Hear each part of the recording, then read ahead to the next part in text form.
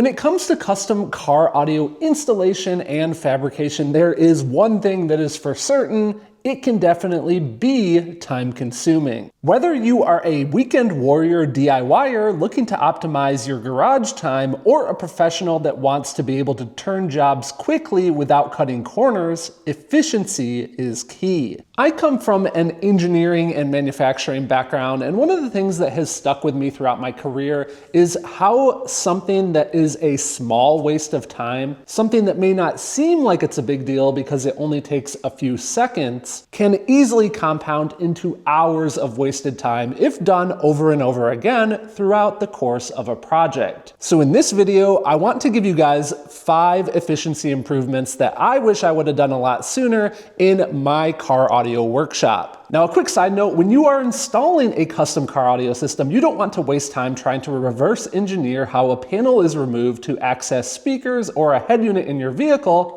And that's where our show sponsor for this episode, Crutchfield, can assist. On the Crutchfield website, you enter the year, make, and model of your vehicle, and for qualifying vehicles and purchases, you get access to their master sheet technical documents. These detail step by step every bolt and panel that needs to be removed, saving you time and money since you're reducing the risk of potential panel damage. Consider Crutchfield for your next car audio purchase, and you can also save on that next purchase with the special CAF fan offer linked down in the video description. The first efficiency improvement is something I haven't been doing all that long, but something I definitely want to start utilizing more, and that is ready-made tool trays. In car audio, we have many common tasks that we have to do for every project. As an example, soldering connections is something that we commonly have to do. So for this tool tray, I put together all these tools that are for the soldering process. Shameless plug, you guys can purchase a CAF solder station if you're interested, which holds your roll of solder and also holds the wires together as you solder them. But you can also see I've got my soldering iron here, some flux, some different soldering tips, a little fume extractor here, and I also keep this little mat that I solder on top of just stored there in my tool tray. And you can also see that I currently have some additional space to spare to add some more tools. So think of the time savings here. When I need to solder something, I don't need to go find all of these different tools from 10 different spots in my shop. I just simply grab this tray, carry it over to my work area, and do what I need to do. This tray is nothing super complex either. It's obviously just some different pieces of MDF. I have a little 1/4 inch thick piece of sheet on the bottom there, and then just some holes cut into the side to easily grab this out of my toolbox when need be. And I, of course, also have some foam in there to keep everything organized, but you don't even have to do that. You could just keep everything batched together in a container ready to go. Tool trays like this could be made for many different tasks. As an example, doing the wiring on an amplifier rack might use a couple of different wire strippers, a ferrule crimper,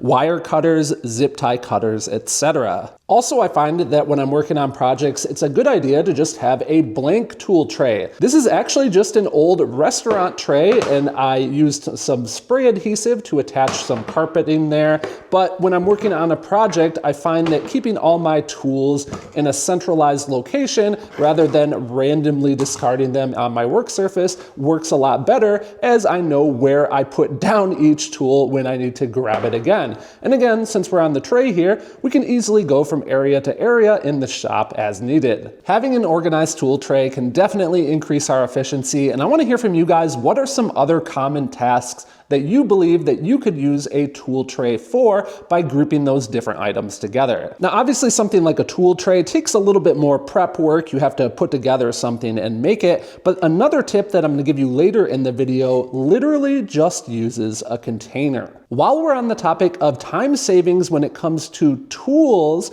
another big tip I have for you guys is tool organization using this special toolbox foam, commonly referred to as Kaizen foam. Now, I've made a full video here on the channel about using this foam before, and there were definitely some common complaints down in the comments. First off, yes, using this foam definitely is going to take up a little bit more space than what it normally would if you were to just loosely pile all of these tools into a drawer. My suggestion though is to use this foam for the tools that you most commonly use. This way you can quickly and efficiently find each tool, but also identify when a tool may be in the car or missing. Allow yourself a catch-all drawer for those tools that you don't use very often. And if your toolbox is out of space, take those tools that you don't use very often or that are extra and just put them in a storage bin. I'm with you, I get it. I like to have every tool possible on the off chance that I might need it, but let's be realistic here. I don't need to keep a tool that I may only use once or twice a year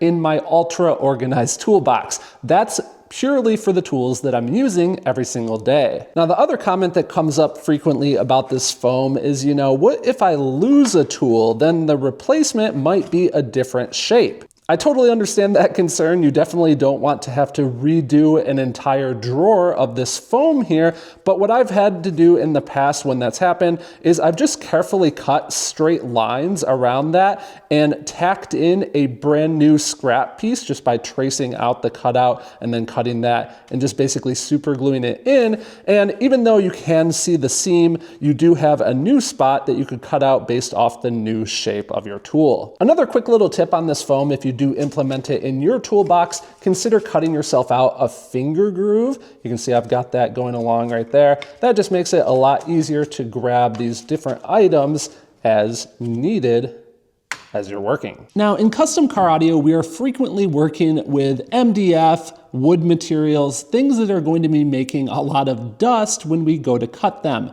So the next big efficiency recommendation that I have for you guys is to get a dust collector. Now, for those of us that are DIYers, I totally understand it can be hard to justify the expense and the space of a dedicated dust collector. A lot can be done with a pre-separator cyclone like this one that I showed on the channel before and a simple shop vac. If you've never worked with one of those separators before, you guys would be really surprised how much suction it allows you to maintain with the shop vac by having all of that dust going into that pre-separation bin rather than clogging up your filter. Simply put, always make an effort to collect the dust at the source when you're working on one of your car audio projects. One, you're not going to have to spend a ton of time cleaning every surface in the car and your work area afterwards, and you're also going to save time because a clean work environment is a much more efficient work environment. So a few different tips on the dust collection front for you guys.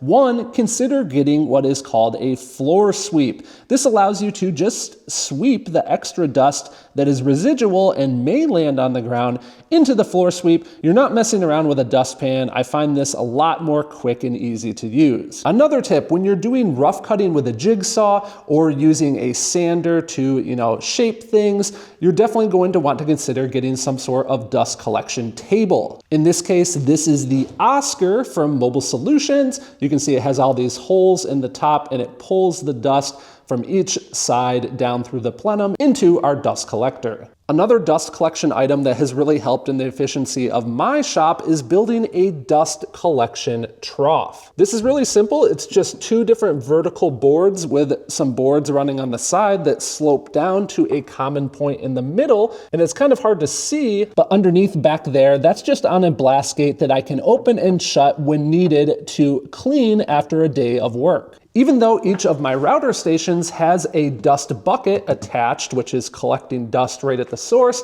you do still end up with some residual dust on the top surface here. So I'll just grab my official CarAudioFab dust brush. Oh yeah. Push that dust back into the dust trough, and like I said, open up that blast gate when needed. The other thing that I'll commonly throw back in that dust trough is the backing material off of the template tape. As I'm working here at the router station, it will just suck that all up into the collector when I'm done. Speaking of opening and closing blast gates, if you guys are a professional, if you run a shop, definitely consider getting yourself some automated blast gates. The way these work is they have a little sensor here and it monitors when I turn the router on and off. So if I were to turn the router on, it's going to open that blast gate, and you can also program these to turn on your dust collector for you, thus increasing your efficiency even more. The next efficiency tip that I have for you guys, you saw me do it just a second ago, have your commonly used tools available at the ready at your workstation. Most commonly, that's going to be hanging on the wall. To give you an example, at my router station here, I of course am going to need different router bits, and you can see I have them all available at the ready as needed. Also, I commonly use the router shield. I've got that ready to go. Cutting circles is very common in car audio, obviously for speakers and subwoofers. That's my most commonly used template set, so it's closest to my router station. Similar for right here next to my table saw, I've got my different push blocks ready to go, my safety spectacles to throw on. Everything is ready to go. Now the next car audio efficiency tip involves this container here, but actually it doesn't have to be this container. It could be this one. It could even be a cardboard box with the top flaps cut off. This is really simple, but what I want you to do with this bin, and you could even have multiple of these bins at different spots in your work area, I want you to use this as a portable garbage can. Throughout the fabrication process, you are constantly taking off little pieces of template tape, or during the install process, you are trimming wires, cutting zip ties, etc. Rather than throwing these random pieces of garbage on your work table, or on the floor, or in the vehicle where you have to waste time either sweeping them up or grabbing them again to throw them away, just throw it away. When I'm done with a project, I don't need to spend 10 minutes sweeping the floor or cleaning up my workbench. I literally just need to do this. I can't help but feel like I'm probably going to get some grief for this one, because there seems to be this mantra of, you know, you're not working hard if you don't have a mess everywhere. And I just don't really agree with that. Efficiency is key. Save time. Work smart, not hard. Now, I'd love to hear from you guys. What other time-saving tips or ideas do you have that will help with the efficiency of your shop? When it comes to efficiency of disassembling a vehicle to access the different speakers and head unit, definitely be sure to check out our show sponsor Crutchfield with their master sheets, and also don't forget that you can take advantage of a special offer down in the video description. A big thanks to them, along with Jerry and the rest of the Patreon membership team, for making these videos possible, and thank you guys so much for tuning in and watching.